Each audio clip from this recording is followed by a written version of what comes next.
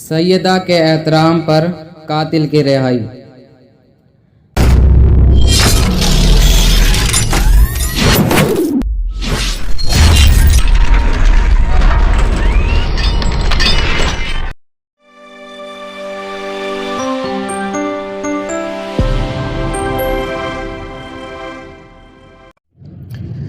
अस्सलामुअलैकुम वरहमतुल्लाहि वबरकातुहू।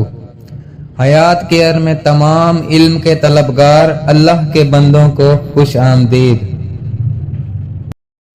इब्राहीम बिन इसहाक कोतवाल बगदाद कहते हैं कि मैंने ख्वाब में देखा कि हजूर अकरम हज़रत मोहम्मद मुस्तफ़ा मक्की मदनी सल्लल्लाहु ताला अलैहि वसल्लम फरमाते हैं कि कातिल को कैद खाने से रिहा कर दें। बेदार होने पर मैंने दरियाफ्त किया कि कैद खाने में क्या कोई मुल्जिम कत्ल का भी है। मालूम हुआ है।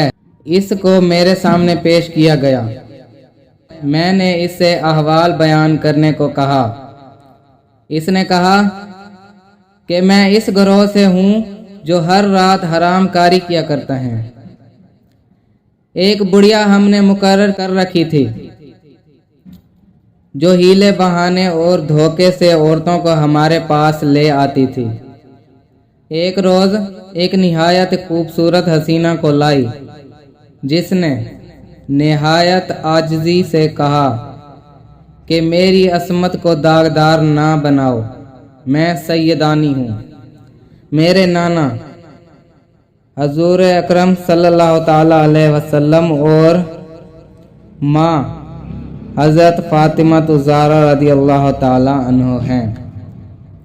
खुदा के वास्ते मुझे पनाह दो। इस बुढ़िया ने मुझे धोखा दिया है। मेरे दिल पर इसकी बातों का असर हुआ मगर मेरे साथी बिगड़ गए और कहने लगे कि तू हमको फरेब देकर इसको हासिल करना चाहता है।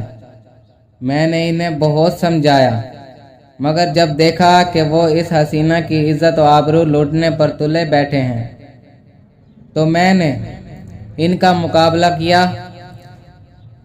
छुरी मेरे हाथ में थी और मैं जख्मी हो गया, लेकिन इस शैतान को जो इस हसीना की असमत दरी पर धार खाए बैठा था कत्ल कर डाला। मैंने हसीना को इशारा किया। वो हमें लड़ता हुआ देखकर चुपचाप फरार हो गई।